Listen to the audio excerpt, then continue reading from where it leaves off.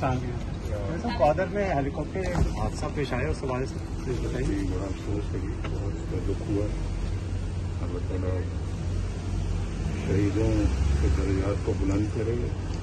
शहीद तो शहीद होता है, एक बहुत बड़ा मकाम है उसका, और अल्लाह ताला सबको खैर बरकत अता फरमाए बाकियों। तो बहुत दुख हुआ, बहुत शुक्रिया।